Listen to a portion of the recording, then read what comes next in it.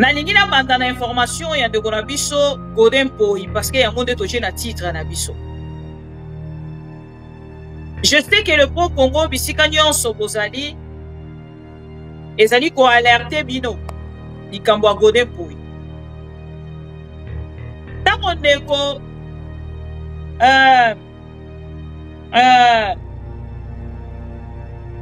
Corneille Nanga tomboki akei na este ya République balobi na biso que Corneille Nanga est un sorcier.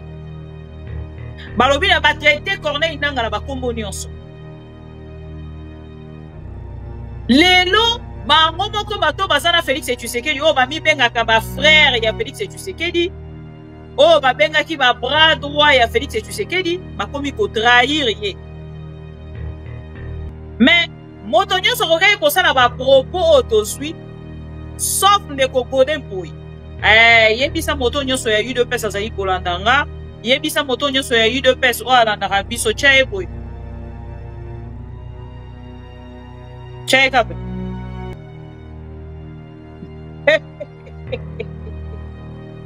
Chae boy. Moto nyonso ya UDPS o alanda biso sala gesto ndeko muya ya yedi biso. Si un ministre porte-parole du gouvernement arrive à le faire, combien de fois maman Bibi Kapika? Allez, déco, vas-y, tchaïbwe, attitude mouyaya. Pouvoir réussir. Voilà. Chaque jour, biso to le kara to so kotali sabino. Ceux qui tokei na dialogue était, to rokende tango mosusu, na roko isa pouvoir Félix Tshisekedi na nzela ya Mandoki parce que Félix ayo kakate à part Mandoki. Félix Tshisekedi azana eloko ya ayo kakate à part Mandoki. Ndeko Corneille Nanga afingami na balolenge nyonso. Il a été critiqué na banon nyonso, traité de tout le nom. Monsieur Godin Poi le culot. Il y a collègue sur un plateau de télévision aujourd'hui. On a coupé sa Corneille Nanga raison. Les londes a coupé sa Corneille Nanga raison. On va recommander après. Bon là dans des Godin Poi. A copé sa raison na batu na Goma. A pesi raison na bato yo bazana Nord Kivu. A pesi raison na ndeko Corneille Nanga AFC Mobimba. Bete kino maboko pa ndeko Godin Poi. Mbwa sui mbwa. On aura tout vu avec l'UDPS. Vive l'état de droit. Merci Regina. Vive l'état de droit. Tango Corneille Nanga lobaki. Et moi, je condamne plutôt la personne qui m'a provoqué, qui est Félix Tshisekedi. Bino botele mela ki ango non de Godin Poi. Bobenga qui est traître, Bobenga qui est rwandais. Lelo komi kolobake, ne vous étonnez pas si vous me retrouvez demain à Goma. De quel Goma parlez-vous, Godin Poi? De quel Goma parlez-vous? Neko Corneille Nanga soki ameki koyamba yo na Goma. Na rosalele live. Alors, sauf yo, c'est traître de Godin Poi. Godin Poi, ok, na Goma, ok, Kolukani na Goma. Vous avez cru que na Félix Tshisekedi si vous retrouvez Nyon sur le polo Zamboulouba, comme on Poi, Nyon sur déjà au Sui. Les lots comme ils comptent à Compa à Goma. Bon, comme ils constatent à ce que les lots comparaison, il y a gestion à Félix Tshisekedi. Et c'est la raison qui est frappée, binondé à ce moment-là, pour Komi Koluba. Les hypocrites comme ça.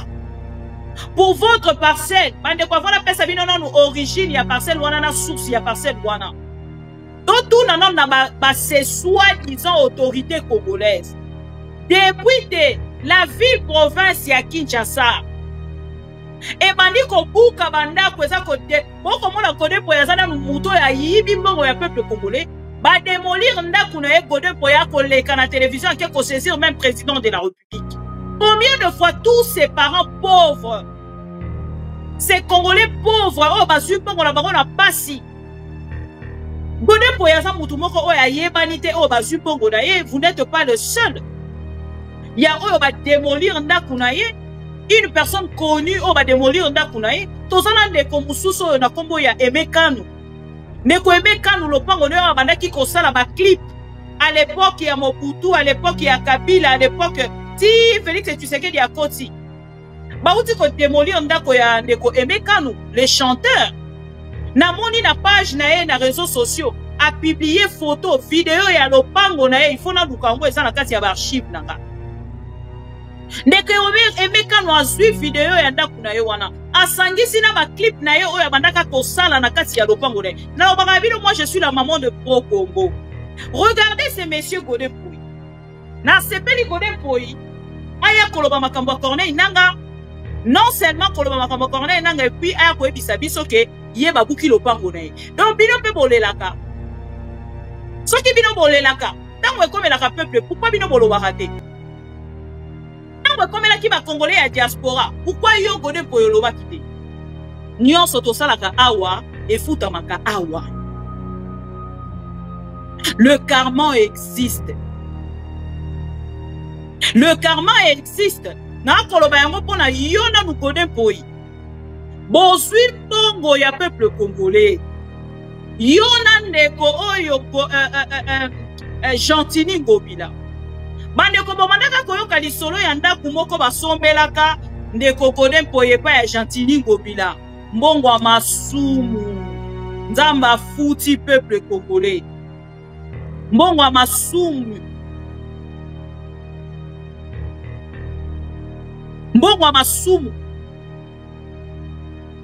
sur ce plateau na ndeko yebisa bino ke ndeko oyo nani Godin Pouy basombela ye lopango epai ya monsieur gouverneur oyo ya kala kombo su nani Gentini Ngobila kenda na kosombela ye lopango wapi asombela ye lopango na kati ya secteur oyo ezalaki malamu te mpona kotumba baye babuki bandako ya bato nyonso na cité verte wana et soki na cité verte soki na allée verte babuki bandako nyonso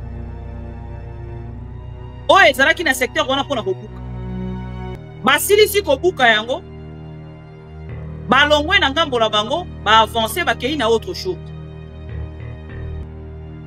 Godin Pouy na part na ye akomi kosala de plateau à plateau mpona koya kokommente sur likambo wana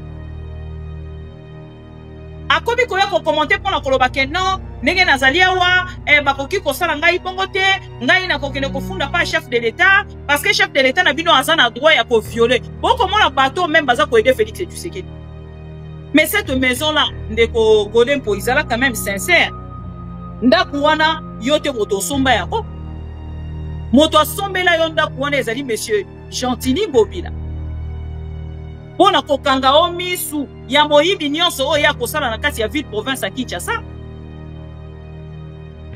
etango yo ozwaki ndaku wana osacrifiaki assemblée provinciale mobimba je me rappelle encore ndeko na biso Mike Mukeba ya souffert lelo te babuki yo ndaku wana lelo te babuki yo ndaku wana je pense que si kan Ngobila aza kosala feti po Ngobila azalaki na posa meme ayebisa ye azongisela ye mbongo ndaku wana mutu ayebisi biso ke Félix azokamba bien mutu azoyebisa biso ke Félix Tshisekedi c'est le meilleur président lelo ntango babuki ndaku na ye na ye koyebisa biso non avec tout ça la paix ne peut pas revenir au Congo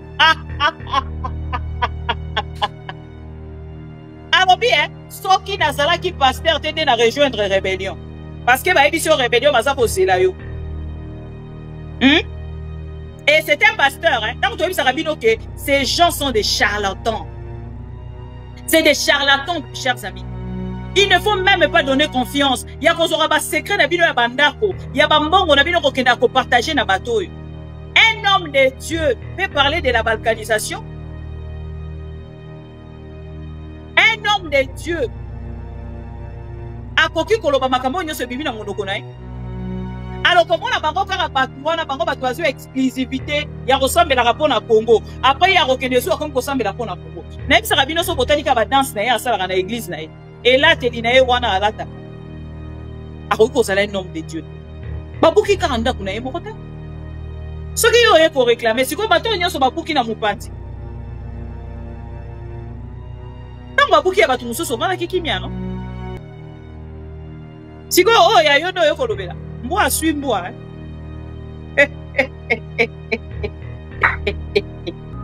Mbwa simbwa. Bokei kotonga bake kosomela yo lopango bake ko escroquer yo.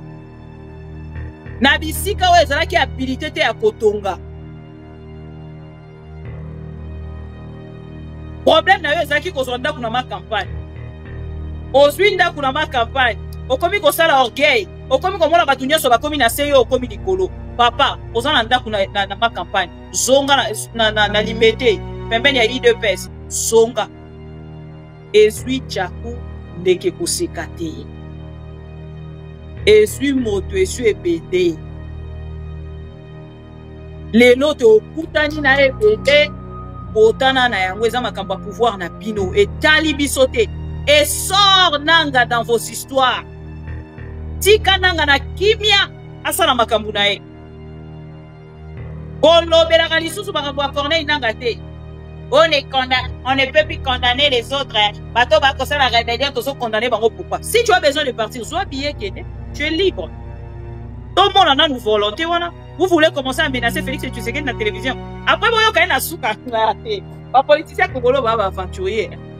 Bon, quand est-ce qu'on a souka? Alors, oui. Vous voyez, parce que j'ai déjà déposé. Non, si vous retourne à Félix Tshisekedi, il y a un mot aussi.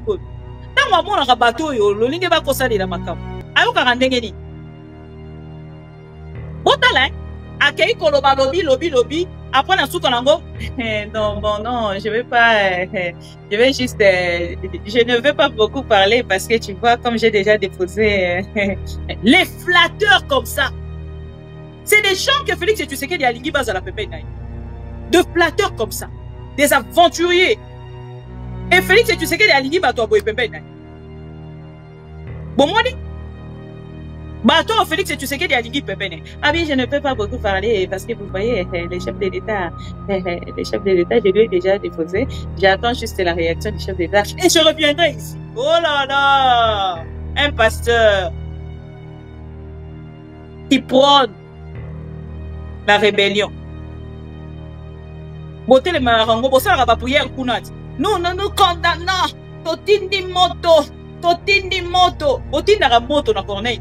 Alors, chers amis, Bobby Manakati a distraction.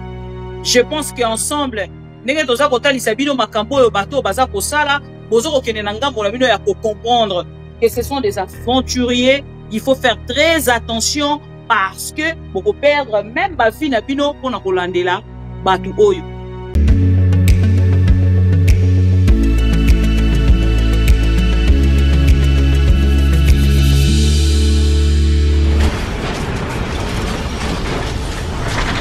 Ma Mission TV, le miroir du monde. C'est la télévision des pro-Congo. C'est la plateforme de tous les patriotes avec les infos à temps réel. Vérifié, vérifiable, sans trucage avec Maman Bibi Kapinga. La maman de tous les pro-Congo. La louba révoltée. Toujours vers vérité, polélé.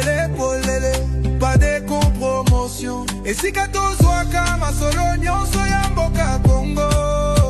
RDC. Ma Mission TV. Plateforme ya ba pro Congo. Ma Mission TV. Va ezongate. Ma Mission TV. Ilongo na mama abupia. Ma Mission TV. Et si kato zwaka basongo ya solo. Ma Mission TV. Mission na biso. Bokangola mi ya Congo.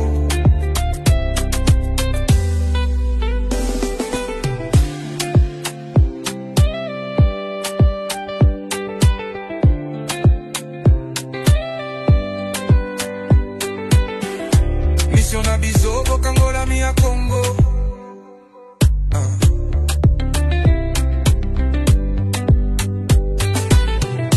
Mission na biso. Bokangola mi ya Congo.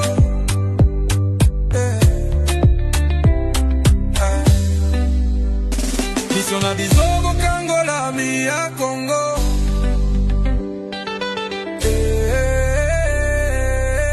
Ma Mission TV. Plateforme ya ba pro Congo. Ma Mission TV. Pas engagé. Ma Mission TV.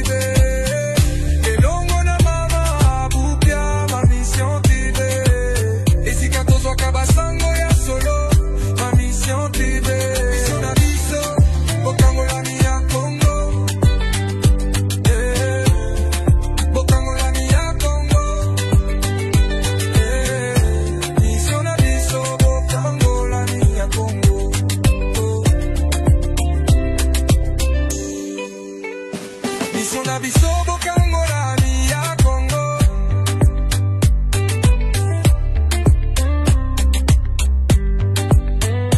Mission na biso bokangolani ya Congo.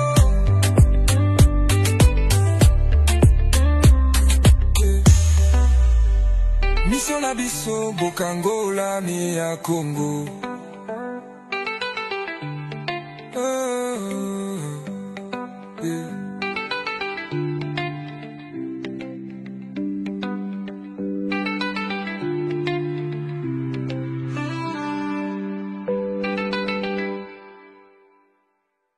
Ma mission TV, le miroir du monde.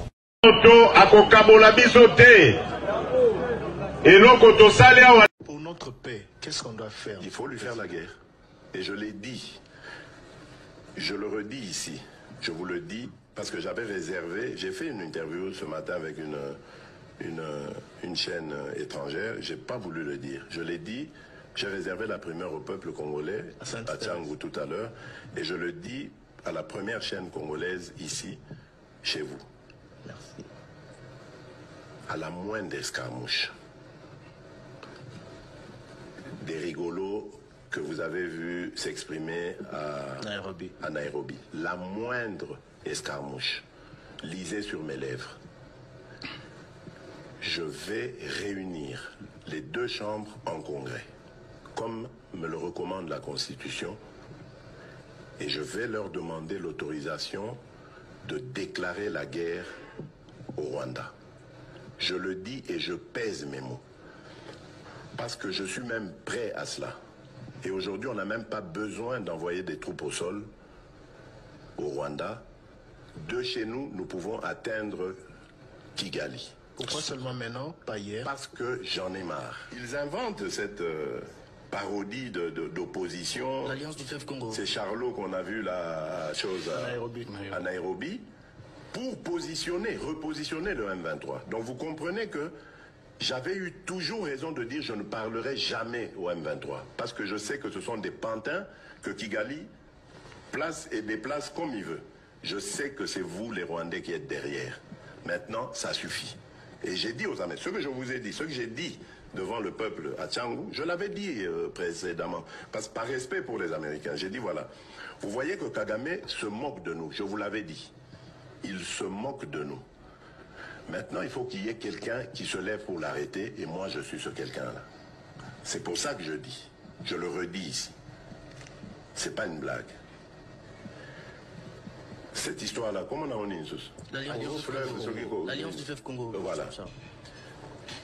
Soki na yoki ke bazui localité moko. To babeti lisasi congolais moko akufi. Moko, pas deux, moko. Je réunis les deux chambres du Parlement en congrès. Je dis, Bopé sans autorisation, parce que c'est la Constitution qui le dit, je commence la guerre contre le Rwanda. Je vous le dis ici, beau de retenir en haut. Si ça se fait demain, et vous savez malheureusement. Donc si ils osent faire ça demain, mercredi. Bonsoir, chers amis pro-Congo. Il y a Maman Bibika Pinga, Bissika Nyoso Bozwami. Merci pour la fidélité, confiance. Pardon, hein. Olimbisa. Oui, Nazara toujours à ma terre. Ikamba micro. Nazara toujours na perdara toujours na Ikamba micro. Voilà. Les pro-Congo, bonjour, bonsoir. Bissika Nyoso Bozwami. Merci encore une fois pour la fidélité, confiance au renouveler la Ranabiso. Et surtout à moi, Maman Bibika Pinga, la maman de tout le pro-Congo, partout, Bisika Bozwami, to liker vidéo, to partager sango, nandeko nyonso azali kolanda yo, ke IDPS viva bakomi na suka, partager sango na moto nyonso asoutenaka Félix Tshisekedi te, yebisa ye ke bakomi na suka, awa bakomi kondima makambo nyonso, ata onyati bango na elongi. Baza na choix te, bakomi ko accepter. Ata soki otie boye aza na choix te, aza ko accepter parce que na momo tozali koloba crise tozali na yango, on n'ira nulle part sans le dialogue en République démocratique du Congo. Soki Félix aboyi yango kombo na ye ko kweya na ye na pouvoir na ye. Yebisa moto nyonso ya UDPS azali kolandanga, yebisa moto nyonso ya UDPS o alandaka biso tia boye. Tia kabe.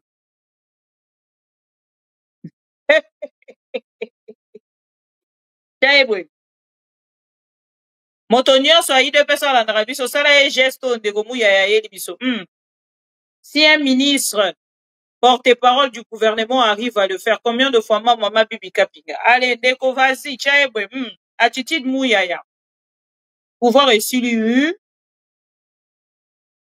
Voilà. Cher pro Congo, bisika nyonso bozwami, naza na esengo ya koyeba te bozali ebele. Nalingi na banda na information ya ndeko na biso Godin Poi parce que yango nde toche na titre na biso. Je sais que le pro Congo bisika nyonso bozali ezali ko alerter bino likambo ya Godin Poi. Tango ndeko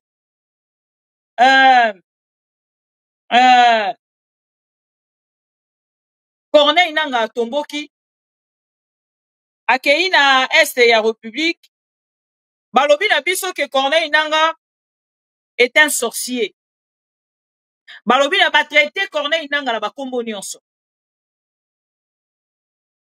Lelo bango moko bato bazana Félix Tshisekedi o ba mi bengaka ba frère ya Félix Tshisekedi o ba bengaki ba bras droit ya Félix Tshisekedi bakomi ko trahir ye. Mais moto nyonso kokai kosala ba propos otozwi sauf ndeko Godin Poi. Pourquoi nalobi yango? Parce que Godin Poi azali parmi bato yo batelemaki babaki na ngambo na bango ba commenter contre M23 et puis ndeko Corneille Nanga. Chaque jour biso tolekaka a tozo kotalisa bino soki tokei na dialogue te tokokende ntango mosusu na kokweyisa pouvoir ya Félix Tshisekedi na nzela ya mandoki parce que Félix ayokaka te à part mandoki. Félix Tshisekedi aza na eloko oyo ayokaka te à part mandoki. Ndeko Corneille Nanga afingami na balolenge nyonso. Il a été critiqué na banon nyonso, traité de tout le nom. Balobi na biso toujours na nzela ya Muyaya o acheli biso boye. Ako sakana na kati ya plateau, merci beaucoup na ndeko Patrick ndeko Pero Luara oyo amoni ye na kati ya plateau wana ba caméra ndeko Pero Luara ye kolakisa ke tout au long ya émission oyo akendaki kosala na lokuta na politique en même temps azalaki na likangu na ye na plateau aza kosakana na likangu na ye bino mpe kuna bokolanda akoloba bino makambo ya este akoyebisa bino ke tokonégocier sikoyo na ba M23 et tout voilà ekendaki ezongaki e bino na ngambo na bino bozo koyoka ye mais ye kuna pena mwasi na ye na kati ya plateau baza koseka peuple congolais. Nzambe ndenge alingaka ba congolais toye komona vidéo ebimi ya ndenge azali kosamuser pendant qu'il réfléchissait Congo yango bakomaka na niveau bozo tuna mais moto penza aza ministre mais comment akoki kozala aza ko réfléchir boye? Un ministre ne peut pas réfléchir comme ça, mais le ministre pendant qu'il réfléchit sur un plateau de télévision il s'amuse avec sa copine, sa concubine. Ndenge nini akopesa bino ba réflexion bidon te? Bayela bino ba réflexion bidon na plateau à télévision. Bino boko vanda na boko continuer ko kumisa bango et yeti akoloba wana azana likangu na ye na plateau à télévision. Aza ko sekana likangu na ye, aza ko s'amuser pendant ce temps-là ya kozala sérieux na plateau à télévision ko réfléchir Congo ndenge biso toyaka ko vanda boye non de ko Patrick Muyaya avec sa concubine. Baso sana bango ba blague. Soki kuna journaliste akom koloba, ye kuna kom kosa ba blague.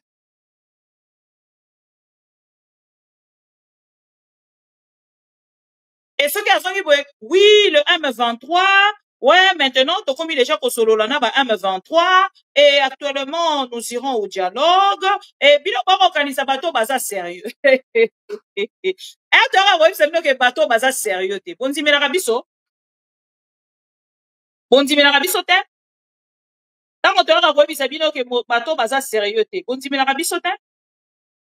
Tika bon, mon, la kaboye. Tosalaka boye pour que bokanisaka biso. Tika tosalaka boye pour na bokanisaka biso. Soki botali bolobi tofingaka bato pour rien. Ministre donc moto azali na kati ya gouvernement. Ministre porte-parole ya gouvernement.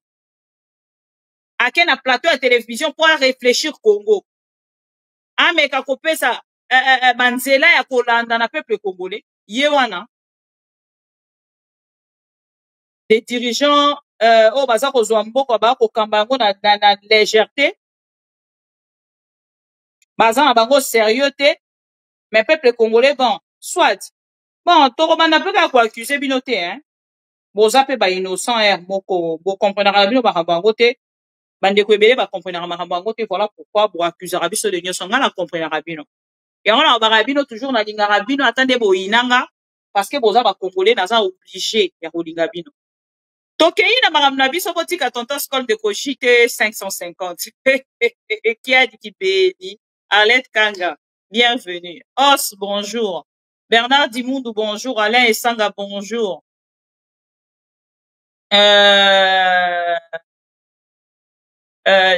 Jean Boko bonjour Nick Nganga bonjour bonjour voilà. Alors chers amis tokei na makambo oyo tozali kolobela ya ndeko Godin Mpoyi avant tokendela baactualité nyonso tozana yango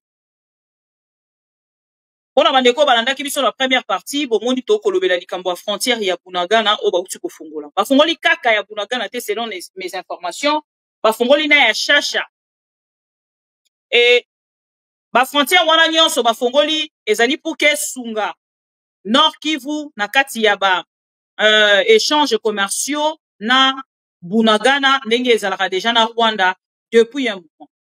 Alors Uganda na ngambo na bango bamonaki ke biso tozotikala sima biso pe tokota na kati ya nzela tokende kosala makambo lolenge moko ndenge Rwanda aza kosala Rwanda yo wana uti ko azokosala ba frontière na ye eza polele Félix Tshisekedi asali eloko te entre temps bango na bakei lisusu ti na Washington bake ko signer ba accord alors biso tokotikala bazoba biso pe na ngambo na biso tomeka ko sala nini kufungula ba frontière na biso Uganda na ngambo na bango bauti kofungola pe ba frontière na bango bandeko balandaki biso na première partie bamoni ba vidéo bandeko ba olanda biso na deuxième partie tokotiela bino mwa extrait kaka pour que toleka na Godin Mpoyi s'il vous plaît bola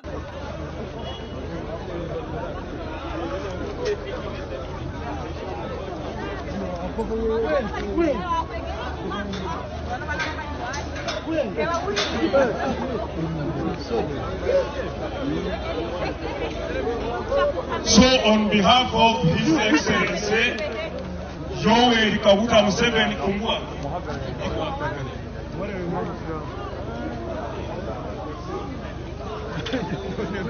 on behalf of His Excellency Yoweri Kaguta Museveni, I hereby declare the official opening of Bunagana border for formal trade, formal communication. We thank God.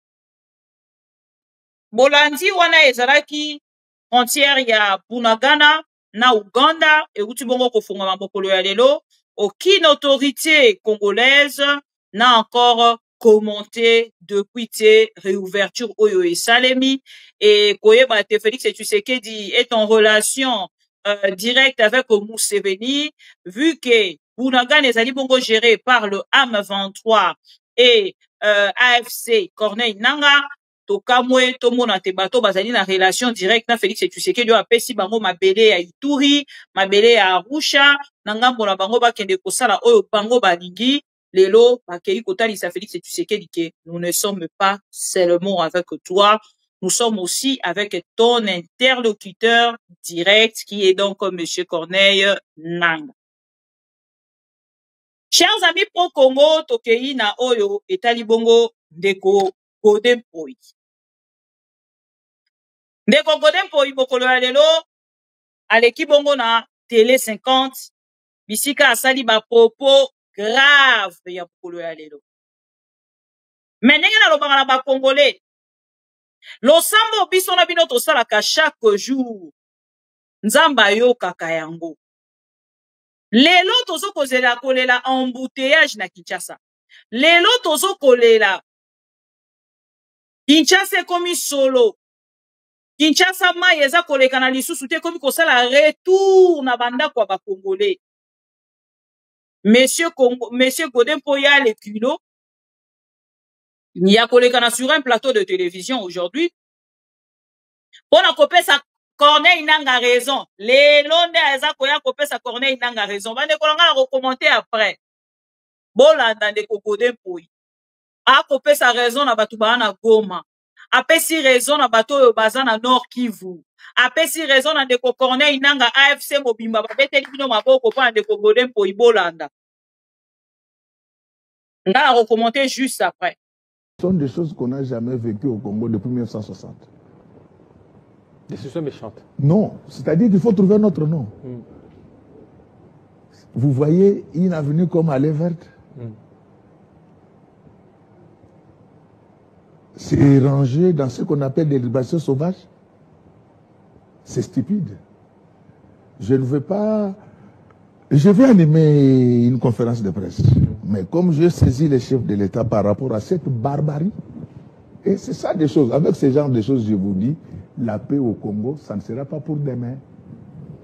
Lorsque vous ravissez, vous détruisez les biens des gens, par haine, je suis victime d'un complot. Un complot. Je préfère vous le dire. Vous avez suivi une aventure, là, un rapport bidon de cette Cour des comptes des cons. Tout a commencé à partir de là. Ça c'est fort. Je préfère le dire parce Cour des comptes. Il faut vous mettre à ma place. Une Cour des comptes, vous allez voir que lorsque vous, du moins ceux qui suivent, qui ont visionné la démolition illégale haineuse de ma maison, ils paieront cash. Ça, je vous l'ai dit, moi je crois à l'état des droits. Vous allez voir que parmi ces gens-là, ce sont les mêmes qui avaient travaillé avec la Cour des comptes pour tromper que moi, on avait versé des millions sur mon compte. C'est quand je me suis levé qu'ils ont reculé. Et c'est le même groupe qui va casser ma maison. Et moi, mes biens à moi, je les ai acquis à la sueur de mon front. Pas comme les autres voleurs. Donc, quand ils ont échoué, ils vont du côté de la maison. Et pire encore, pour démolir une maison à Kinshasa, il faut au préalable un arrêté des affectations du ministre national de l'urbanisme. Ils ne l'ont pas fait. Il faut un arrêté du gouverneur. Ils ne l'ont pas fait. Ces gens se mettent, c'est-à-dire qu'il reste maintenant seulement qu'ils commencent à entrer dans nos maisons. Ils vont ravir même nos femmes, sinon nous ne résistons pas. Moi, je vais résister. Mais je préfère, vous allez voir ce que je veux. Ça sera événementiel. Mais comme j'ai saisi le président de la République, je ne voulais pas, au stade actuel, déployer l'artillerie lourde. J'attends quand le chef va... Vous n'avez pas construit anarchiquement. Il faut archifaux. Mais cette maison existe depuis 1960. Les plans cadastrales, je peux vous l'envoyer. Depuis 1960. Et les certificats, c'est les certificats de la République d'Isaïr. À l'époque de Mobutu, il n'y avait pas ces balivernes, ces bêtises où quelqu'un peut quitter chez lui, aller casser les biens d'autrui. Avec moi, ils répondront. Mais comme je vous dis, par respect pour le président de la République, je l'ai saisi. pour qu'ils voient là où nous sommes maintenant. Donc nous avons touché les fonds. Je sais que maintenant que je parle, ils peuvent chercher à fabriquer des arrêtés. Mais j'ai déjà tout verrouillé, j'étais au journal officiel, j'ai déjà récupéré tous les répertoires. Ce sont des choses qu'on n'avait jamais vécues dans ce pays. Les gens condamnent ceux qui font des rébellions. Il faut commencer par condamner ceux qui provoquent les autres. Vous pensez que si je n'étais pas pasteur, vous allez me voir moi aujourd'hui à Kinshasa ici? Mais si je n'étais pas pasteur, vous m'auriez entendu à partir de Goma. Mais non, je ne vais pas le faire, mais je préfère vous le dire. C'est toujours bien de condamner les rebelles. Mais avec des choses comme ça, qui peut accepter ça? Quand je construisais ces maisons-là, la plupart de ceux qui ont détruit, comme aujourd'hui ce sont devenus des milliardaires, n'avaient pas de chaussures. Alors vous allez venir comme ça ne passera pas. Vous pouvez me faire confiance. Oui, mais... En fait, ça ne passera pas. Mais je voulais vous faire voir les irrégularités. En droit foncier congolais, une parcelle cadastrée ne fait pas partie de l'emprise publique. C'est fondamental.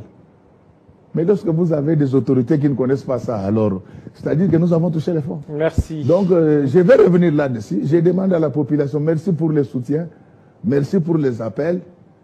Par respect pour le président, je vais attendre pendant des semaines. Et après, je cracherai du feu. Merci beaucoup. Pour cette maison-là, on va me tuer. Mais on ne va pas me tuer. Je ne veux pas mourir. Je vais me battre, je vais récupérer mes biens. C'est honteux. Vous prenez C'est honteux. Et je vous l'ai dit, je demande au peuple congolais, avec ces comportements, oublions la paix au Congo. Merci beaucoup, pasteur Godin Poy, surtout oublions la paix. De votre intervention. Vous n'avez rien avant, il y a de cela 5 ans. Vous n'avez pas de soucis. Merci. Et vous, aujourd'hui, vous prenez le courage de venir casser ma maison? Monsieur. Voilà, merci. Donc, comme j'ai dit, par respect pour les chefs, je n'en parle pas parce que je l'ai déjà saisi. J'attends la suite. La suite. Mais on ne va pas permettre à Léopoldé de revenir au Congo. Voilà, merci. Voilà, c'est bien dit. Alors, tout de suite,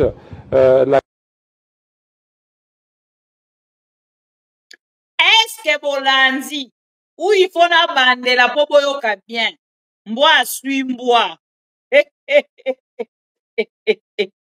On aura tout vu avec l'IDPS. Vive l'état de droit. Merci, Regina. Vive l'état de droit. Cher pro-Congo, est-ce que boyo qui est, toi il faut na bandela, boye bisanga pour que to les kato avancer. Ndeko Godin Poya beteni nanga maboko. Ndeko Godin Poya lobi tokoki ko condamner lisusu nanga te. Alobi, avec tout ce qui se passe aujourd'hui, cette injustice en République démocratique du Congo, oublions donc la paix. Il vient de faire des déclarations graves, chers amis. Boyoki Pumaski. Nakotangela bino ngo la texte a utilisé 5 mots. Na 5 phrases pardon. Oh, biso to retenir. Pona bandeko nyonso bayoki. Na ba phrase o to retenir na ba propos na ye. Boyoka. Pour des comptes de cons. Sorezaki mama bibi kapinga. De ba finginga. Pour des comptes de cons. Deuxième point, avec ce genre de choses, la paix au Congo, ça ne sera pas pour demain. Pendant que vous prenez la paix là, pendant que vous dites que non, déjà na Washington, tozui déjà paix. Ndeko le pasteur alobi na bino na makambo boza koloba. Paix, makambo boza kosala. Paix kozonga lelo te. Ndeko Godin Poya alobi. Alobi lisusu. Démolition illégale, haineuse de ma maison. 4e point, lobby, les gens condamnent ceux qui font le rébellion. Il faut condamner ceux qui provoquent les autres. Tant qu'on a une lobaki, que moi je condamne plutôt la personne qui m'a provoqué, qui est Félix Tshisekedi. Bino botele melaki ango non de Godin Poya. Bobenga qui est traître, Bobenga qui est rwandais. Lelo komi kolobake, ne vous étonnez pas si vous me retrouvez demain à Goma. De quel Goma parlez-vous, Godin Poya? De quel Goma parlez-vous? Ndeko Corneille Nanga soki ameki koyamba yo na Goma. Na kosalele live. Akoki koyamba batu nyonso na Goma sauf yo c'est traître de Godé Pouy.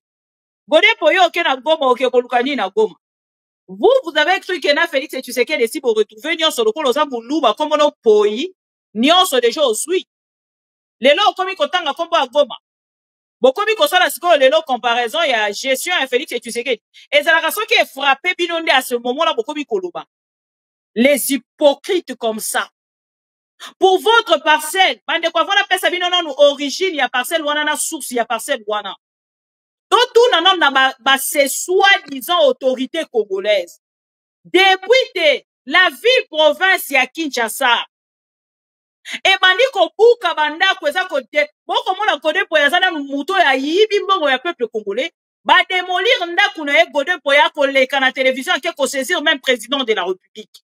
Combien de fois tous ces parents pauvres, ces Congolais pauvres oh bazu mbongo na bango na pasi Godé Pouy azana mutu moko o ya yebanite oh bazu mbongo na ye, vous n'êtes pas le seul. Ya o ba démolir ndaku na ye. Une personne connue, on va démolir ndakunaye. Tozana ndeko mususu na kombo ya Emekanu. Ndeko Emekanu lopango nyo abandaki kosala ba clip.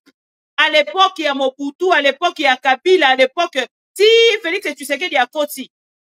Ba uti ko démolir ndako ya ndeko Emekanu, le chanteur. Na moni na page na ye na réseaux sociaux a publié photo, vidéo ya lopango na ye, il faut na lukango eza na kati ya ba archive nanga. Ndeke Emekanu azui video ya ndaku na ye wana. Asangisi na ba clip na ye oya bandaka kosala na kati ya lopango ne. Na obagabilo, moi je suis la maman de Pro Congo. Ce n'est pas pour rien qu'on m'a surnommé ce nom. Je suis là pour parler de tous les Congolais. Ndeko Emekanu ta musu na ngambo na yo kokamwisa yo. Lelo yo kake mama bibi ta musu aza koloba na sujet ya lopango na yo. Na mona kanyonso. On laisse le temps au temps pour tota la réaction ba autorité congolaise ekozalani. Ndeko Emekanu ayebani. Aza artiste musicien oya sepelisa ba Congolais ebele. Tango bobuka kaya ba Congolais nyonso, des Congolais lambda, bozoka yango bobuki, sans pour autant tenir compte ya ba pasi o bango bazana yango. Bango bazalaka na possibilité te tozana bandeko ebele na poto ba benginga de partout. Mama bibi babuki nganda kunanga. Mama bibi babuki nganda kunanga. Il y a beaucoup de Congolais qui m'ont appelé de la diaspora. Mama bibi babuti ko buka nganda ku. Na kosana ndenge nini? Mbongo na ngai ya pasi, ya entretien on asala kana poto. Mbongo na ngai ya manutention, na épargnaki, na kei kotonga na mboka na nga na lobi na kene kotonga na mboka na nga. Boye to ko banda ko zonga na mboka wana ndenge nini? Beaucoup de Congolais m'ont appelé. Beaucoup alors beaucoup. Ba benginga pour la kota lisanga lolenge bo buki banda ko na bango. Wana yo ozalaki président et assemblée provinciale ya ville à Kinshasa. Quand vous étiez en train de casser le maison avec Jekoko Mulumba, c'est que Jekoko Mulumba a fait. Ce qui lobi ba bukinda kuya Jekoko Mulumba. Akoye pe ko senga na président de la République. Parce que ntango bosala kango to moni yango epa yandeko o Constant Mutamba. Ntango bosala kango na peuple congolais, bosala prière à Souka. Bosala prière à Souka. Borozala bino nyonso to pendre bino. Ndeko Constant Mutamba avait pris son temps hein. Pour la kolakisa na bande ko na nyonso ke vi na bango ezalaki na ko pesete en fait ezalaki na importance moko côté pour la République démocratique du Congo. Mais tango ye moko ba invité na ngambo ya justice, bomoni Constant Mutamba ndenge akomi afioni ki na minute. Pour la koloba na bino ke nyonso to kosala na se futa makana se. Moto moko te akoki kosala ndenge balobaka na français, chacun de nous est le carrefour de l'autre. Vous ne pouvez pas prendre votre position d'aujourd'hui pour la rekomisa yango position au bino moko borobanda bino borozala épargner kaka peuple congolais de sengeli a subir yango. Combien de papas ont piqué des crises? Combien de papas, combien de mamans ont piqué des crises?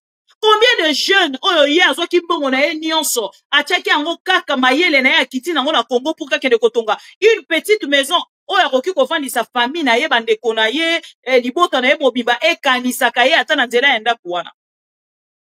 Tozana cadastre, tozana nani ministère mobimba mpona makambo etali bandako, ministère ya affaires foncières boko pesa batu ba mikanda Boko pesa batu bandaku. Après lobi bokei bopuki yango. C'est de l'escroquerie que vous faites aux Congolais. Boko ça l'escroquerie wana pourquoi? Ba Congolais ba salabinoni. Regardez ces messieurs Godin Poyi. Na sepeli Godin Poyi. Aya koloba makambo Corneille nanga. Non seulement koloba makambo Corneille nanga et puis aya koyebisa biso ke ye babuki lopango na ye. Donc bino pe bolelaka. Soki bino bolelaka. Tango ekomelaka peuple, pourquoi bino bolobaka te? Tango ekomelaki ba Congolais ya diaspora, pourquoi yo Godin Poyi olobaki te? Nyonso tosalaka awa efutamaka awa. Le karma existe. Le karma existe. Na koloba yango pona yo na nu Godin Poyi. Bozwi mbongo ya peuple congolais. Yo na ndeko oyo Gentini Ngobila. Bandeko bomandaka koyoka lisolo ya ndaku moko basombelaka ndeko Godin Poyi pa ya Gentini Ngobila. Mbongo wa masumu. Nzamba futi peuple congolais. Mbongo wa masumu. Mbongo wa masumu. Sur ce plateau, ndeko yebisa bino ke ndeko oyo nani Godin Poyi. Basombela ye lopango epai ya monsieur gouverneur oyo kala. Kombo su nani? Gentini Ngobila. Gentini Ngobila kena na kosombela ye lopango wapi? Asombela ye lopango na kati ya secteur oyo ezalaki malamu te pona kotonga. Baye babuki bandako bato nyonso na cité verte wana. Et ceux qui na cité verte, ceux qui na allée verte. Babuki bandako nyonso. O ezalaki na secteur wana pona kobuka. Basilisi kobuka yango. Balongwe na ngambo na bango, ba avancer bakei na autre chose.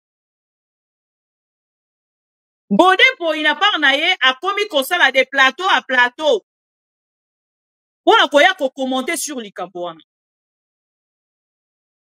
Akomi koya ko commenter pona koloba ke non, ndenge nazali awa, bakoki kosala ngai bongo te, ngai na kokende kofunda pa chef de l'État, parce que chef de l'État na bino aza na droit ya ko violer. Boko mona bateau même baza ko aider Félix Tshisekedi. Donc Godin Poyi ayewa pona koyebisa biso ke leur chef de l'État aza na droit ya ko violer en fait mibe kwa mboka. Moto yazalaki président ya assemblée provinciale. Oyo yazalaki dans l'obligation ya kolandela bayiba biso mbongo na biso te na kati ya ville province ya Kinshasa. Lelo aza koya ko réclamer lopango na ye pona babuki yango.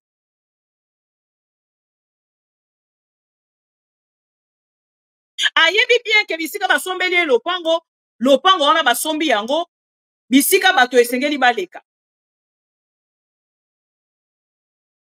Ngobila muto akorompaka ye na ndako wana pona bato bayebi te. Lelo tango bazaki ko dénoncer balobi Ngobila a corrompre ndeko Godin Poyi pour qu'il y ait mbongo ya ville à Kinshasa. Il a gardé la vérité, il a caché cette vérité. Moto asalaka déclaration aye alobi ke non ya ye pona Kinshasa ebonga. Moto ayaki pona Kinshasa ebonga. Lelo bakei kobuka yenda ko esika ezalaki na nzela pona bato balekana. Olia ya lo ba félicitations na musala o l'État esali. Pourtant au peuple azo lela na nzela soki babuki bango ndaku bino bolubaka te. Mais cette maison-là, ndeko Godin Poyi ezala quand même sincère. Ndaku wana yote moto somba yako. Moto asombela yo ndaku wana ezali monsieur Gentini Ngobila. Pona kokanga o misu ya moyibi nyonso oyo ya kosala na kati ya ville province ya Kinshasa. Etango yo ozwaki ndaku wana o sacrifiaki assemblée provinciale mobimba. Je me rappelle encore ndeko na biso Mike Mukeba ya souffert. Lelo te babuki yo ndaku wana. Lelo te babuki yo ndaku wana. Je pense que si kan Ngobila aza kosala fête hein. Pongo bilazaki na posa mema yebisa ya azongisela ye mbongo ndaku wana.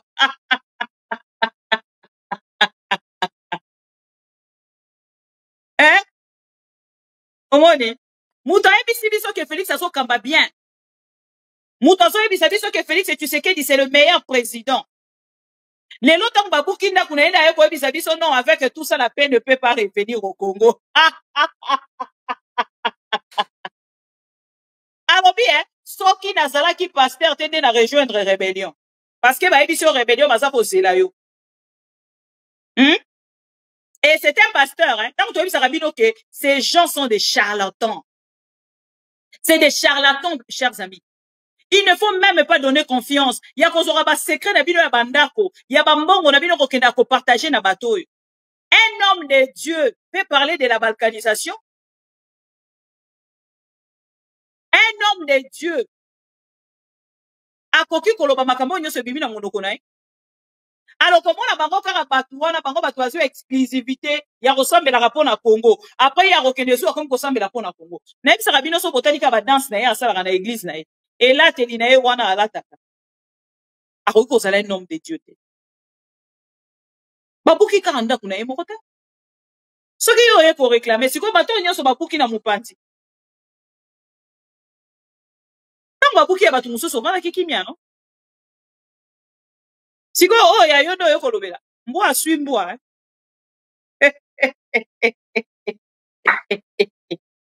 Mbwa sui mbwa. Boke kotonga bake kosombela yo lopango bake ko escroquer yo. Na bisika oyo ezalaki habilité te ya kotonga. Problème na yo ezalaki kozwa ndaku na ma campagne. Ozwi ndaku na ma campagne. Okomi kosala orgueil. Okomi komona batu nyonso bakomi na se yo okomi likolo. Papa, oza na ndaku na ma campagne. Zonga na limete. Pembeni ya IDPS. Zonga. Zonga.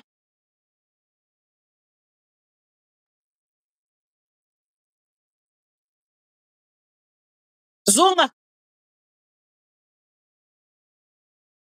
Zonga kuna na limete kene ofana. Zonga na limete. Gode. Zonga na ndaku na yo ya limete. So zayi na ndaku te. Tolunga toloba ndeko gode mpoi. Kanda momoni eska kanda ekobisaka bino. Bino bokondanaka Corneille nanga no.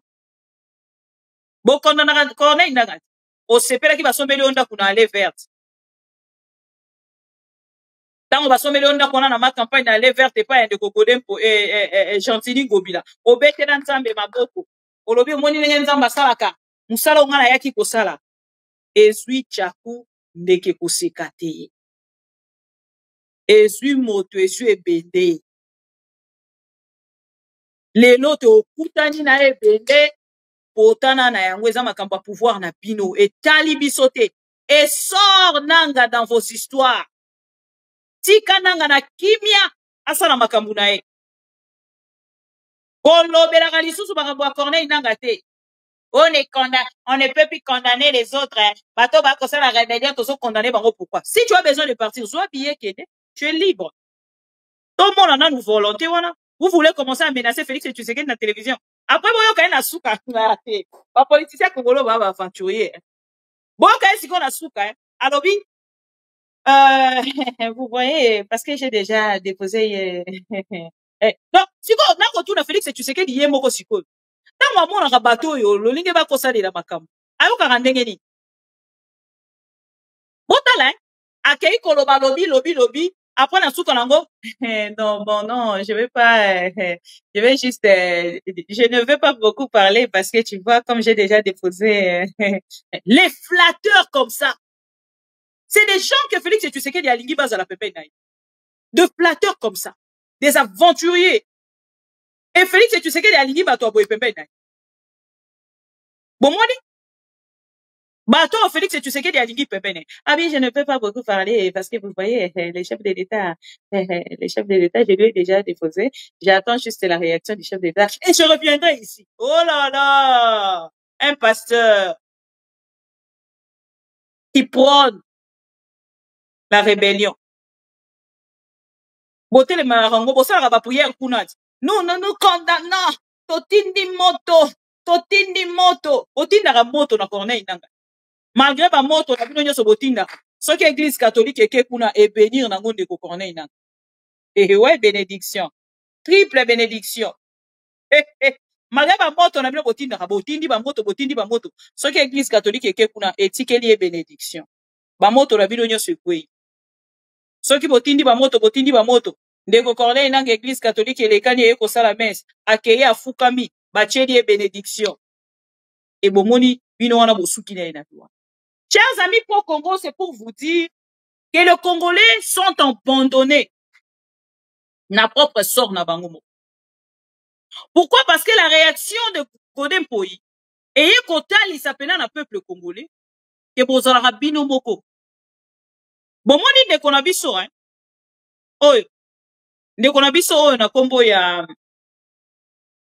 garçon akufaki. Comment les sunani? Comment on peut kimi na ngonga? Moi mobali akufaki na IDPS. Comment les sunani? Pour Congo JT 750. Maman pour Maski. Maman pour Maski. De quoi akufaki na IDPS?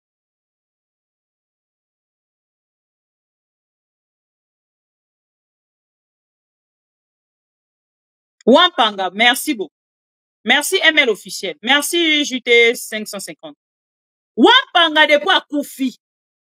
Balobaki na biso ba osala procès. Un semblant procès de kaki. Bozui suite nango. Bozui suite ya procès wana. Toyebi sarabino ndeko nanga yo mto soutenir Félix Tshisekedi. Au lieu de soutenir Congolo biso ke okufi, ba Congolais ba reconnaître ba valeur na yo, combat na yo. Bino bolobaka non bino il faut bo soutenir IDPS. Sikoyo lelo na par na bino. Soki okei lokola soso, boko limbisanga bandeko nyonso bo soutenir Wampanga. Botala Wampanga lelo ndenge akei sans valeur bandeko nanga. Akufi lokola soso. Boyebi soso, ba beti libanga liboso porte piu. Akufi bozue bokoti na ndako bokati e bolambi ye. Ata boyebi bisika utite. C'est pour vous dire que na kati ya IDPS na pouvoir na bango bandeko nanga.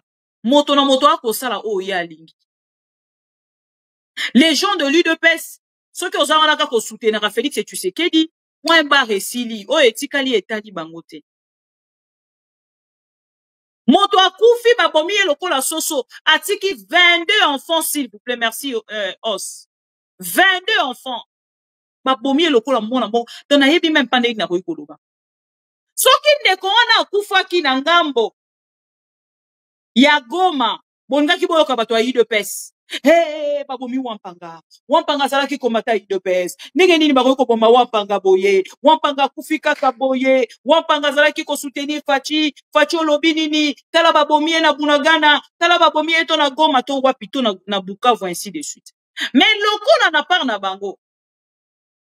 Ba yebi que Félix Tshisekedi azali na ye moto azali wana kaka pona ye moko. Il faut kaka kopesa ka ye flatterie. Oh non, Kabuya bakokanga ye. Ose wana bakomona Kabuya. Kabuya batikali kokanga ye te. Batikali kokanga Kabuya te. Kabuya est là. En train de circuler normalement. Et je pense que ceux qui bato baza mayele barozwa quand même une leçon. Mais ceux qui baza mayele te. Bako continuer ko vanda dans na kati ya ignorance. Bozo kanga na moni micro ekati.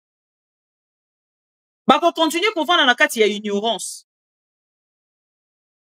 Pour na part na bango, et ça n'est l'eau moko te et go ko pesa bango mayele.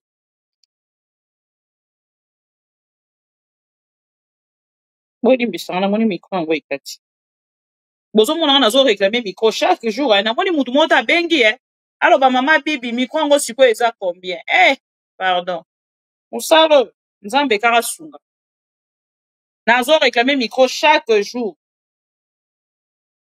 Na moni mutu te abengi ngalo ba mama bibi micro ngo position kuna ndenge nini comme ça biso moko kaka to somba ngo to tinda soki nini na ebiti. Bon limbisa. To souffrir ka bo problème ta.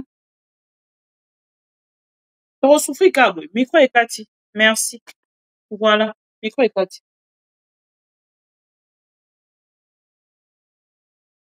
Et voilà chers amis. Ndeko Godin Poyi wana bakati enda kunaye babuki enda kunaye. Aye sikoyo na télévision aye abandi koloba enda kunanga obuki ndako na nga. Ndako wana origine na yango bandeko na nga eza ndako oyo ndeko oyo nani bazalaki na ye moto asombaki yango. Alors chers amis, bobima na kati ya distraction. Je pense que ensemble ndenge toza kotalisa bino makambo oyo bato baza kosala bozo kokende na ngambo na bino ya ko comprendre que ce sont des aventuriers. Il faut faire très attention parce que boko perdre même ba vie na bino pona kolandela batu oyo. Soki boko continuer ezo dépendre na bino. Ko continuer ko kumisa Félix Tshisekedi ezo ko dépendre kaka na bino. Mais soki oyebi ke oza na conscience yeba moto nini o ko kumisa yeba pourquoi oza ko kumisa ye parce que na ko kopekisa bino te ko kumisa batu. Mais kokumisa Congo nga na kaka ko conscientiser bino ke kokumisa Congo eleki kokumisa ba individu. Donc sikoyo na makambo mususu après Godin Pouy. Na ebisaki bino ke Félix Tshisekedi ba accusaki ye na ngambo ya po bango nyoso ba miyibi même pas Godin Pouy o miyibi. Miyibi bango nyoso bazana ba yibaka kaka. Siko soki ba yibi e pe pa moyibi mususu wana omoni ba yekolela na télévision. Bango nyoso miyibi. Félix Tshisekedi na famille na ye ba accusé bango na ngambo ya Belgique. Na kotalisa bino liste wana pour que ensemble na bino to meka un peu ko dénoncer lisusu koleka. O tozo ko zela to mona cette famille kozala liboso ya bazuzi okele kosamba. Yango nde ezali objectif na biso. Awa chers amis,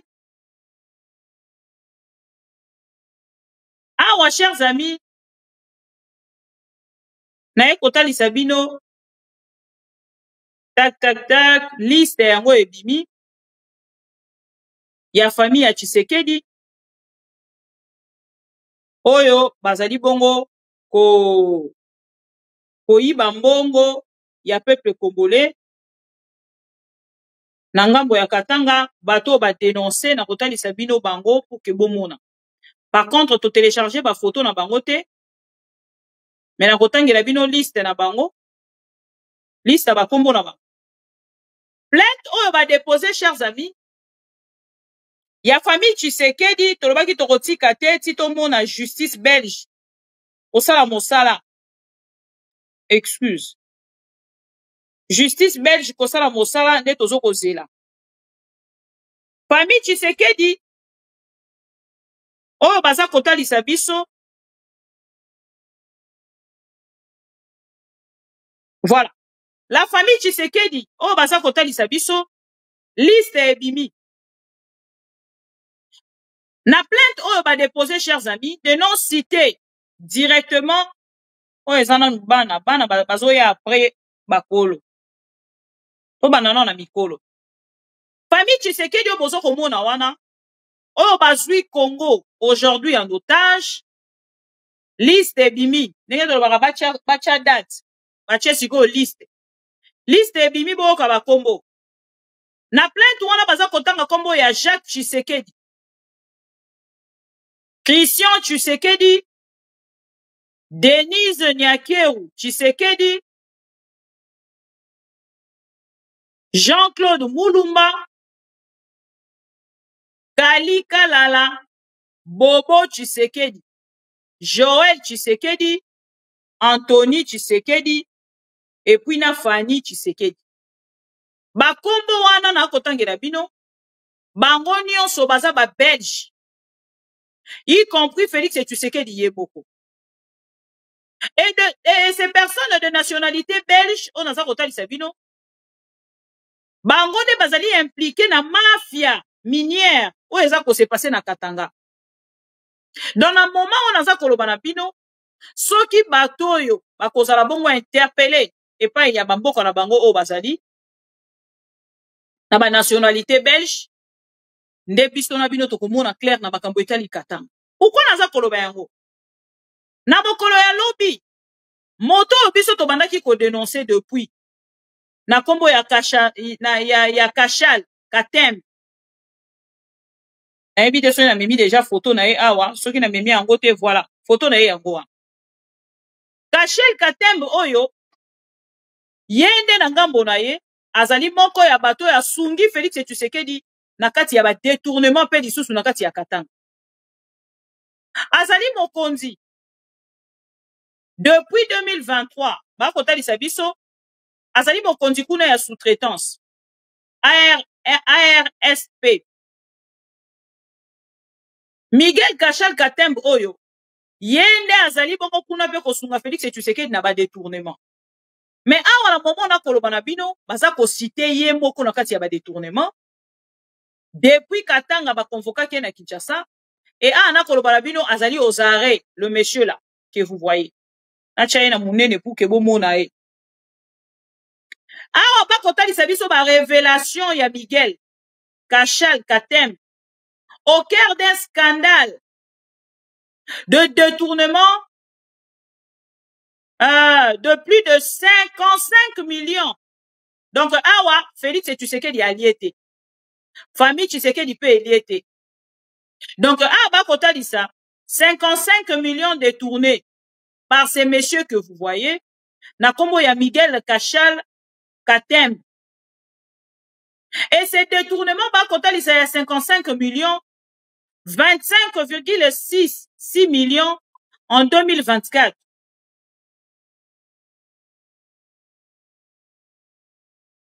Et en 2025, 29 millions.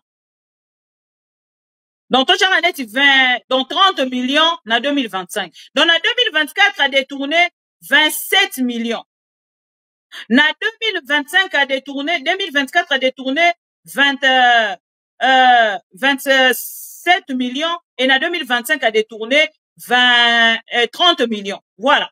Donc, dans 2 années seulement, chers amis, a détourné 27 millions plus 30 millions, et ça dit 37 millions plus donc 57 millions. Dans 2 ans, chers amis. En 2 ans seulement, il a détourné 57 millions. Boye bisanga, chers amis. Nyon soana pourquoi? Parce que Félix Tshisekedi Moutouatia qui est one. Après de révélations sur le détournement de fonds publics en 2023, parce que Babandi a dénoncé depuis 2023, au sein de l'autorité de régulation de la sous-traitance dans le secteur privé, ARSP, de nouveaux éléments viennent alourdir les dossiers du directeur général Miguel Kachal Katembe.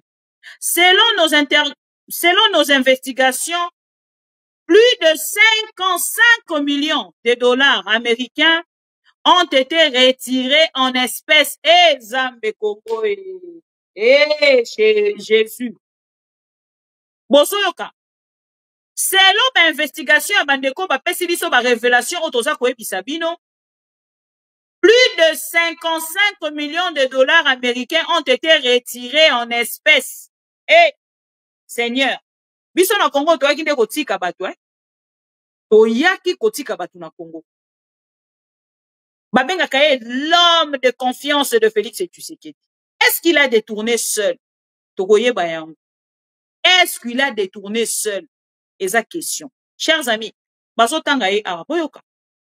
Après nos révélations sur le détournement de fonds publics en 2023 au sein de l'autorité de régulation de la sous-traitance, de nouveaux éléments viennent alourdir le dossier du directeur général Miguel Kachal Katembe. Selon nos investigations, plus de 55 millions de dollars américains ont été retirés en espèces en 2 ans. Chers amis, depuis un compte Sofibank de ARSP, ces messieurs-là que vous voyez. Dans son ingana chena munene po bomo le longine bien. Botala est bien. Yewana. Na 2024 va retirer en espèces 25 millions 600. Na 2029, na 2025, na 2024 va retirer 27 millions dans l'Oba.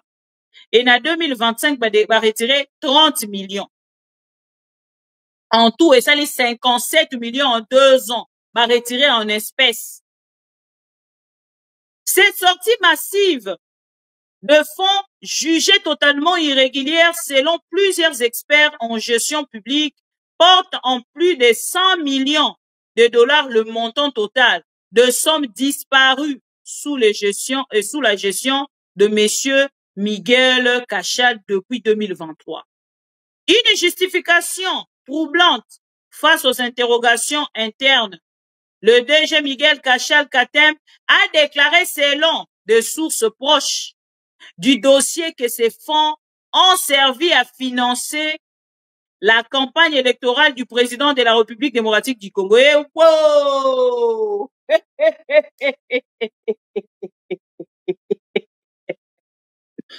Mama la gay, mama la gay, mama la gay, mama la gay. Boyoki? Tango bako talisa. Une justification politiquement face aux interrogations internes. Le DG Miguel Cachal Katem a déclaré selon de sources proches du dossier que ces fonds ont servi à financer la campagne électorale du président de la République Tshisekedi. Ah mon Dieu, nazo seka meza pasinama. Bangwalima na ebisibino. Les angwalima qui nous gèrent.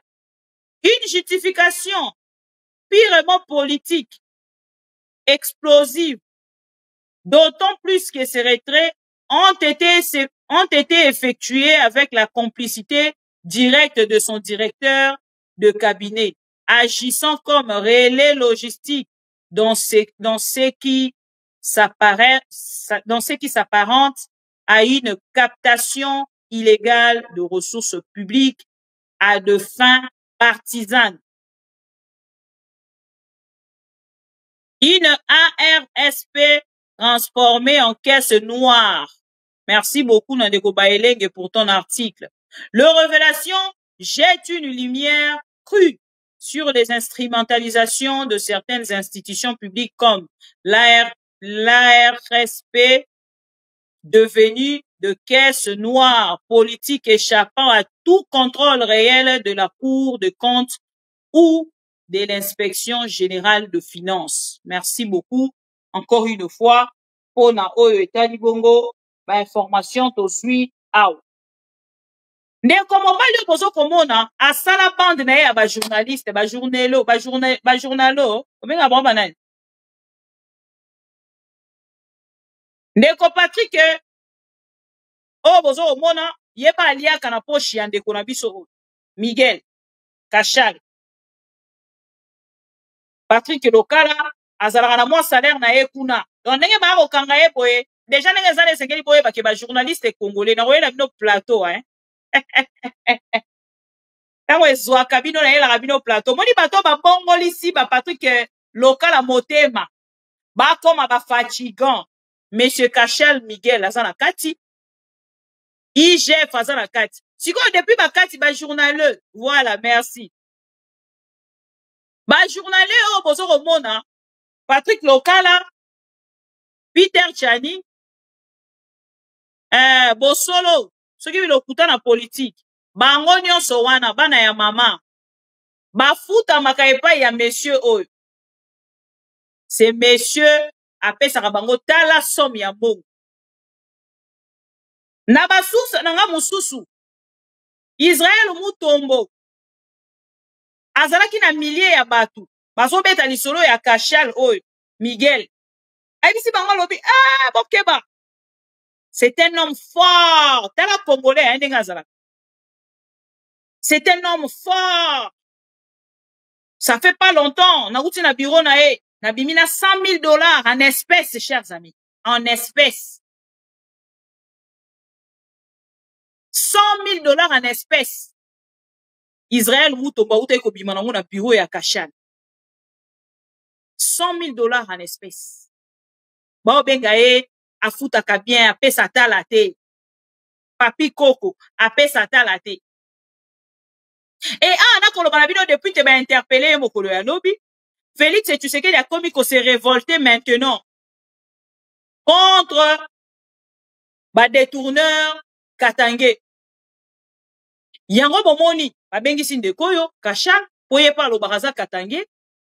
oyo babengisi gouverneur oyo asalaki déclaration tokozongela ba vidéo na ye un peu plus tard gouverneur oyo Kiabula Katwe ye pe babengisi ye parce que na ngambo na ye awuti kosala ba déclaration oyo etie gouvernement congolais à l'est te koyeba ke ye ayebi na part na ye ke bazali na droit ye pa lobi bon pourquoi bazali na droit c'est que tokoki kokommente ke Kabila nananga baza na problème te après avoir kokommente lolenge wana ai Kiabula ana problème babengisaki ye na Kinshasa depuis babengisi ye tomoni bato ya UDPS bakomi kolekana na télévision balobi bokanga ye kaka kuna azonga lisusu boye te botikala na ye kuna na Kinshasa biso ana katanga tosala makambo na biso mosusu entre biso bakatange. Alors na moment na koloba na bino les journaleux oyo baliaka mbongo bazalaki déçu ya komona ke bailleur na bango munene de fonds bautaki kokweyisa ye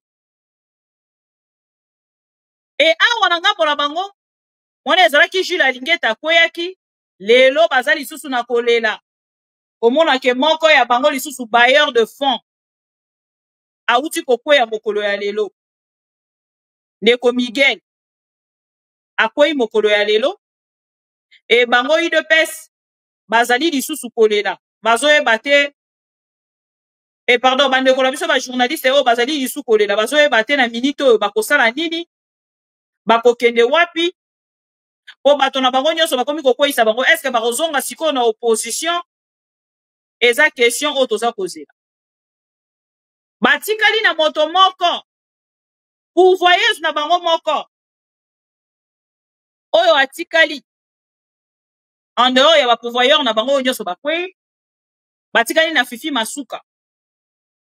Fifi Masuka moto atikali mais Fifi Masuka a beaucoup de demandes. Fifi Masuka a beaucoup de demandes.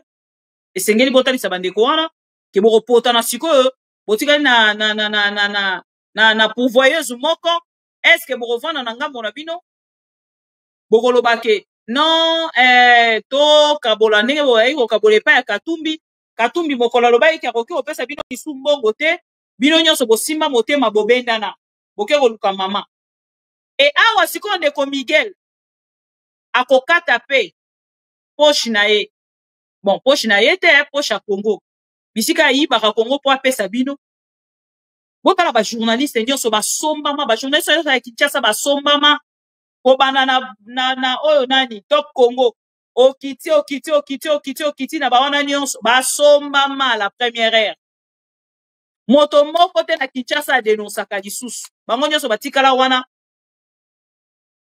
basepelaka kaka na pouvoir à Félix so Félix asali na bi bien journaliste moko te kotangela nga kombo te moko te Yves Buya nalobi moko te bango nyonso basombama zwati ndela bango ba journaliste nyonso baza na Kinshasa lelo basombama et pas Félix Tshisekedi lelo bazali kolia komela na Félix Tshisekedi soki omeki ko commenter kaka botala likambo ya à part ndeko Louis France oui à part ndeko Louis France tozana moi 2-3 bolimbisanga tozana moi 2-3 bolimbisa posa na komi na moment oyo esukisaka nga motema tozana moi 2-3 oyo batikali botala likambo to kotalisa bino ya plainte oyo ba déposer ya pillage soutenu par Félix Tshisekedi ezali kosalema parrainé par Félix Tshisekedi oyo ezali kosalema ya ba minéraux na biso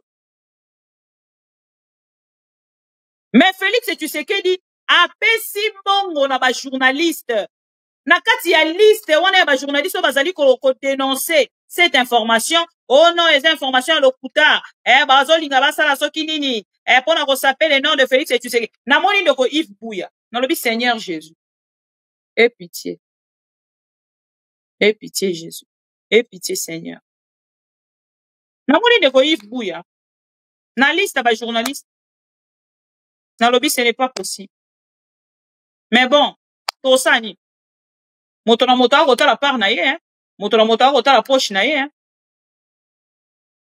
Moto na moto kota la poche na ye. Moto na moto kota la poche na ye. Bokolo bani.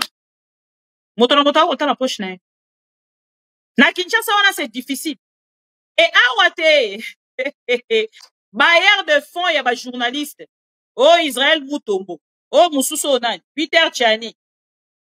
Papi photo ne. Yepe nazo photo nete. Bon, ce n'est pas grave. Mais bon, moins boye bien, non?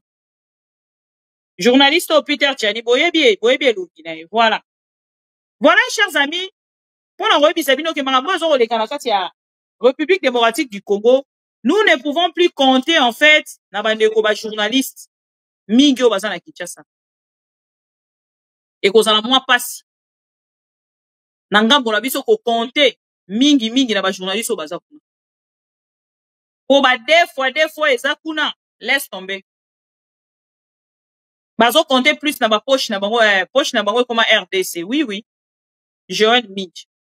Poche na bango comme RDC. Bandeko to like vidéo to partager s'il vous plaît. To like vidéo to partager. Bon like vidéo. To like vidéo to partager. Donc bon comment na makambo Félix et Tshisekedi ya kosala. Neto kota lisabino te soki Félix et Tshisekedi na pouvoir na ye ekoité. Désordre na cacophonie na tâtonnement o ezali. Chers amis. Bino moko bopona. Bolingi Félix et Tshisekedi a continué na kati ya tâtonnement. Na apprentissage aza kosala to bolingi Félix et Tshisekedi a lumba. Pour mettre un compétent, je ne cite le nom de personne. Bon, mon rêve ya IDPS et outi koko kisama na Mali mokolo alelo na epte so bolandi information. Bolandi information. Rêve ya IDPS et outi koko kisama na Mali. Basambeli yango na Congo mais kokisami na Mali. Prière ya IDPS na Kinshasa et outi koko kisama bongo na Mali. Assimi Goïta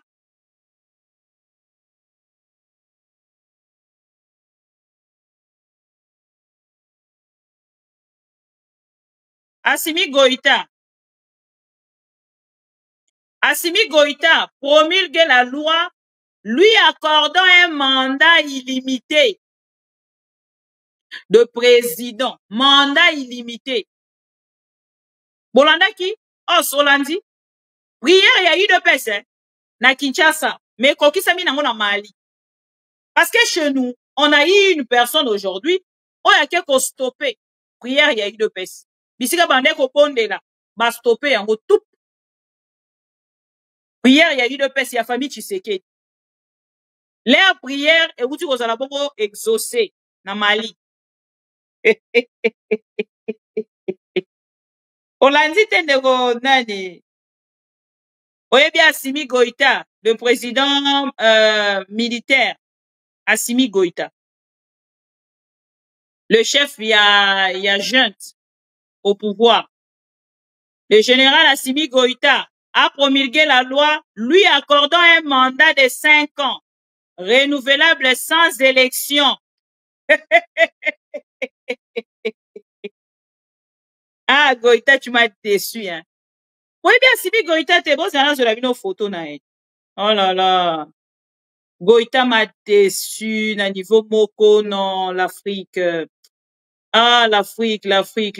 Vraiment, Mali. Bon, décevoir, à niveau moko, non, les Africains sont tous pareils, quoi.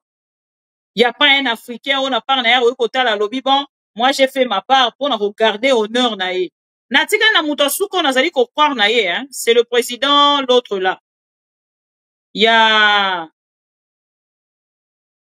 Burkina Faso. Ce qui est pas Salinga Karaboye. Ah! Ce qui est mekira okene na ba élection, a zongi si pouvoir na civilité, à ko décevoir à niveau moko na ebiti. Vraiment, je ne sais plus, en fait, ce que Sengeli na soutenir un président africain. Je ne sais pas, avec ce genre de comportement, ce qui t'orokede wapi na batoyo, je ne sais pas. Na bino photo nae, pour que bon mona, pour bande comme soupe, c'est normal, hein, biso nyoso tolanda ba information, lo lenge morote, hein. De quoi ayebi, de quoi ayebita, on ne peut pas tenir rigueur dans bande nyonso. Assimi Goïta ye. Voilà. Ça, c'est Assimi Goïta. Le général Assimi Goïta a outi bongo ko promulguer une loi. Oye pesi autorisation ya kokoma, oye zali ko accorder en fait ya kokoma candidat président. Et après les élections, akobanda kozala bongo renouveler automatiquement le quoi na recharge ya crédit. Renouvellement automatique. Yorokomaka président 5 ans, 5 ans, 5 ans, 5 ans. Dans autant qu'il y a quand même article c'est important pour que boy bisa bandeko ayi de pes. Belon à l'obini. Belon malandi la lobini. Traoré à Salini. Ouais, Traoré c'est le jeune qui me reste hein. On a ça qu'on soutenir en Afrique hein. Ceux qui Traoré, y est pas sali même bêtise, n'a soutenir y était. Voilà. Le chef de la junte au pouvoir au Mali, le général Assimi Goïta, a promulgué la loi lui accordant un mandat de 5 ans, renouvelable sans élection. C'est la phrase. Est devenu facto président de la République du Mali selon le journal officiel jeudi 10 juillet, donc depuis Mokolo Yalelo. Le régime militaire lui accorda la semaine passée un mandat de président de 5 ans, renouvelable autant de fois que nécessaire et sans élection s'il vous plaît. La promulgation de la loi attendue depuis plusieurs jours maintient donc Assimi Goïta à la tête de... Non, mais... Zambé, pardon. Oh, au nom de Jésus. Ouf. Moto. Je ne peux plus. Donc, ce qui Nathalie en Okaka. Pardon. Donc, il y aura Paul Dio. Traoré mérite 50 ans. Non. Nous ne devons pas faire les choses comme ça. Il y a un Sungabi sauté. Il mérite 50 ans par rapport à quoi? Il est venu comme une personne de Sengelaki. À qui est bon pour ça la transition. Transition, après, il faut retourner le pouvoir dans la civil. Parce qu'à même Assimi Goïta, qui dit qu'il sera les compétents de la République malienne? Qui? Ceux qui lobby a retrouvé, ceux qui lobby a zui, tout le monde n'a pas compétence ou en athée. Population a commis comme Malisou sur du banda pour côté les mélaïs. Directement, et qu'on nuire en fait sa personne. Ça va réduire sa personne. Parce qu'il y a des personnes plus compétentes que Assimi Goïta. Je ne sais pas pourquoi il s'est ne confronté loin à s'il était compétent. S'il était compétent, comment on qu'il ne voté ba loi ya Congo? Il y a hier comme président 5 ans et puis après, oh, n'y a ce tikali à Robert. Mais c'est de la dictature. Comment on longwa de la démocratie à la dictature? Comment?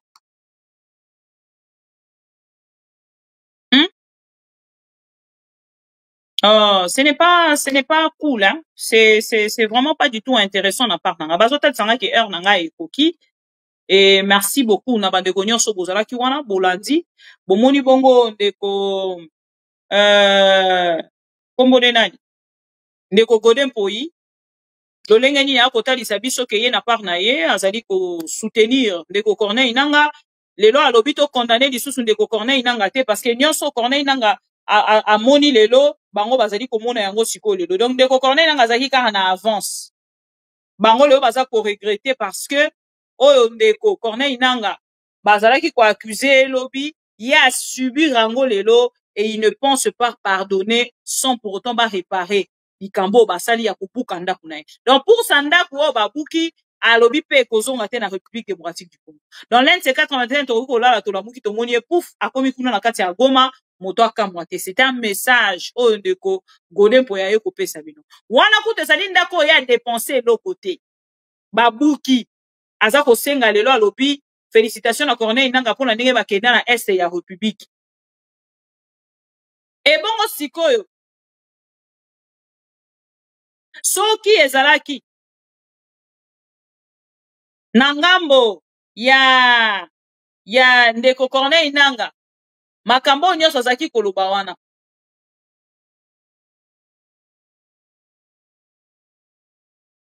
ah ouais mawatro na monaki yango temps ils ont dit qu'ils étaient pas des démocrates. OK, n'y a pas la démocratie. Ok, donc il y a une dictature parce que voilà.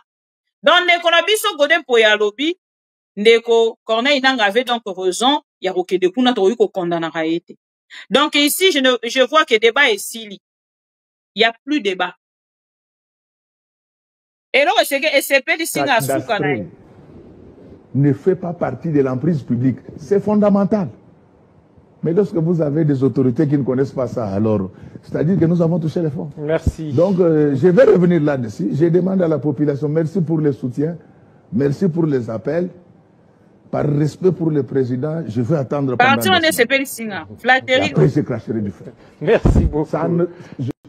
Merci. Pour cette maison-là, on va me tuer. Mais on ne va pas me tuer, je ne veux pas mourir. Je vais me battre, je vais récupérer mes biens. C'est honteux. Vous prenez C'est honteux. Et je vous l'ai dit, je demande au peuple congolais, avec ces comportements, oublions la paix au Congo. Merci beaucoup, pasteur Godin Poya, surtout oublions la paix. De votre intervention. Vous n'avez rien avant, il y a de cela 5 ans. Vous n'avez pas de soucis. Merci. Et vous, aujourd'hui, vous prenez le courage de venir casser ma maison. Monsieur. Voilà, merci. Donc, comme j'ai dit, par respect pour les chefs, je n'en parle pas parce que je l'ai déjà saisi, j'attends la suite. Mais on ne va pas permettre à Léopoldé de revenir au Congo. Voilà, merci. Voilà, c'est bien dit. Alors, tout de suite... Voilà. Parti on a qu'à Yasuka, on est intéressé, Godin Poya, parce que j'ai parlé déjà au chef de l'État. J'attends, je ne veux pas en parler parce que je lui ai déjà déposé mon dossier dans son bureau. Voilà pourquoi je ne vais pas en parler. Voilà. Donc, Félix, tu sais qu'elle dit, Alini n'a pas boye, on va flatter kaye boye, na attitude, oh. C'est triste et regrettable, chers amis, pour le Congo. Je pense que Marambo Godin Poya lobby, asa responsable na yango, nazo zelana au ka retour, ya bato aïe de pes. Pour aïe de pes, parce que le pied, la yo viva. Bisika wa censé 40 de Corneille Nangaa boroyo kabino moko suite fin na yango ekozala nini. Merci beaucoup na bandeko nyonso bozalaki wana mpona kolanda biso. Espérons que de Godin Poya kokima mpona kokende na Goma tozotalela tozojimele. Voyons voir ce que ça va donner demain après demain. Nangashu aza toujours na Goma. Mutoa ko sabino te kuna bauti ko inaugurer entrée ya bandeko na frontière ya bandeko Gonde bauti ko fungola ngo mokolo ya lelo mabina ezalaki kuna suka na suka na rochela bino ka vidéo wana bokolanda yango. Merci encore une fois na bino nyonso pour la présence na bino os Paul Dio Ndeko Jean Mofia, Ndeko Alain Sanga, le directeur de discipline, Ndeko ML officiel, Ndeko tac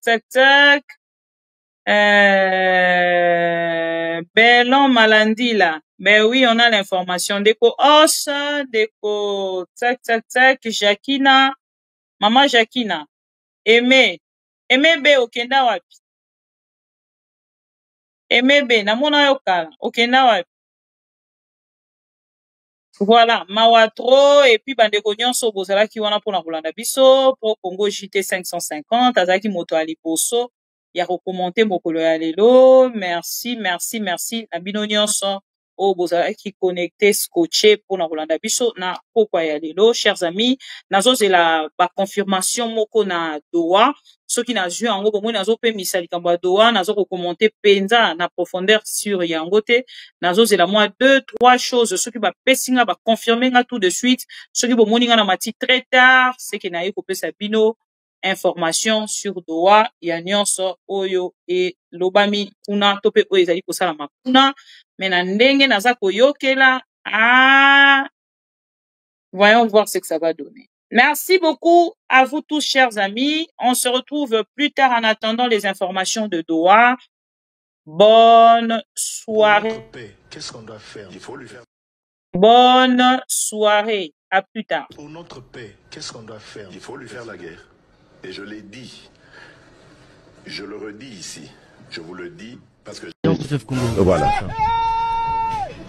Soki na yoki ke bazui localité moko. To badeki lisasi congolais moko kofi. Moko, pas deux. Moko. Je réunis la chambre, les deux chambres du Parlement en congrès. Je dis, Bopé sans autorisation, parce que c'est la Constitution qui le dit, je commence la guerre contre le Rwanda. Je vous le dis ici, bon de retenir en haut. Si ça se fait demain, c'est pour ça les Malo. Donc si ils osent faire ça demain, mercredi, pendant que les Congolais seront en train d'aller voter, la Chambre sera réunie en congrès. Les deux chambres seront réunies en congrès pour me donner cette autorisation. Et jeudi, je fais feu. Ma mission TV, c'est la télévision des pro-Congo. C'est la plateforme de tous les patriotes avec les infos à temps réel. Vérifié, vérifiable, sans trucage avec Maman Bibi Kapinga. La maman de tous les pro-Congo. La louba révoltée, toujours va vérité pour l'élé, pas de compromotion. Et si 14 waka, ma solognon, soyamboka Congo, RDC,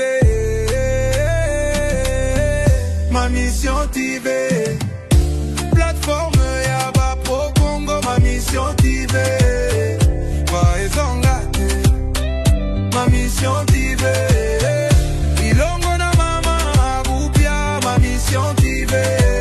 Et si 14 wakaba sango ya solo, ma mission TV.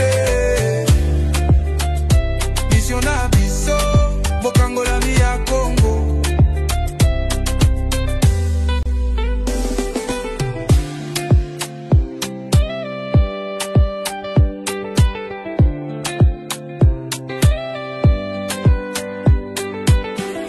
Mission na biso, bokangola mi ya Congo.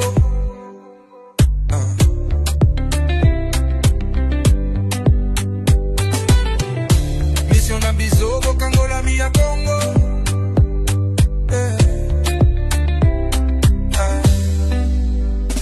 mission na biso bokangola mi ya Congo.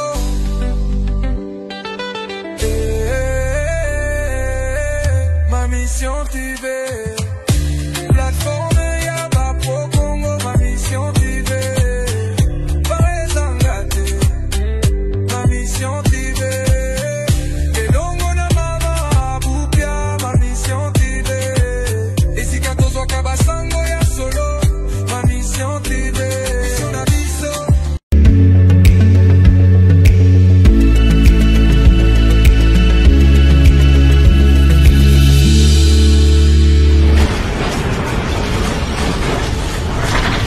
Ma mission TV,